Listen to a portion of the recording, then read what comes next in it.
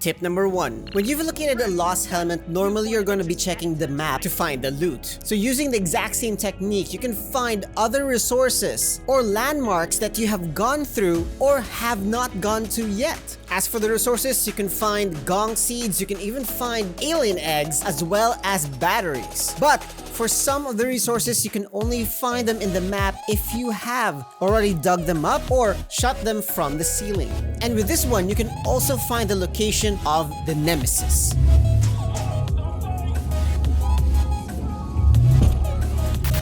Tip number 2. Whenever you're lost, checking the map will always be the best option. Now, if you are not facing the correct area after checking the map, you can press X while in the map view so that you can correctly align yourself to where you are supposed to be going.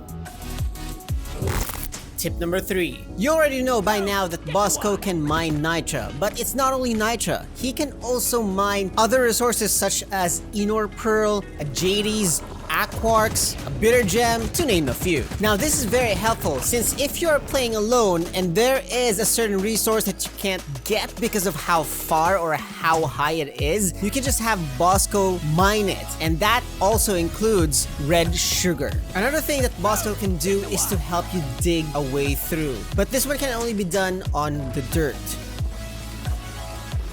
Tip number 4. A special shout out to Hunter Must Die or Whitey Habat Pinoy Gaming, who is also playing this game as well as putting out content for this game, who actually gave me this idea to use resources as a source of light.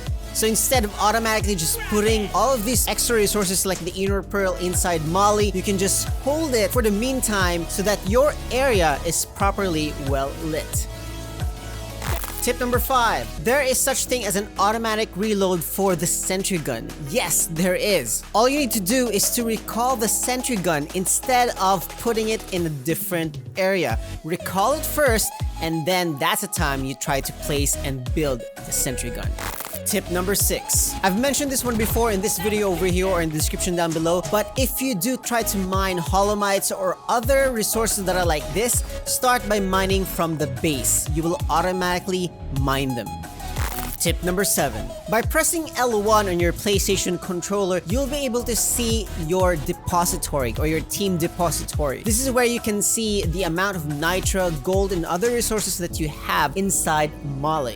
Tip number 8. So a quick turn is enabled in the game. Now, it is very beneficial, very advantageous if you use a quick turn. Now, there is what I do, a jumping quick turn, which helps you in giving you distance away from your enemies, and at the same time, the duration of you jumping, even though little, you'll be able to decide what to do next, who your target is going to be, and if you are most likely going to die or not. Tip number 9. As a scout, it's very important to use your grappling hook effectively, and you can use that to also position yourself effectively in combat. So while grappling to the back of the enemy, turn towards the enemy's direction so that you will be able to hit its weak spots or just be able to look at the enemy when you are trying to escape or maneuver. Tip number 10. If by any chance you found a double XP in your current map, you can actually save that. All you need to do is to choose that mission and then exit the terminal. From there, mission control will confirm the mission for you. Now, if you need to do something else like go eat or go out and play, you can set your PlayStation to rest mode, and then when you do come back, it will still be there as long as you did not turn off your PlayStation or change to a different game. So these are just some of the tips that I'm going to be giving you for Deep Rock Galactic, and there's going to be more. So anyways, please do check out my videos over here.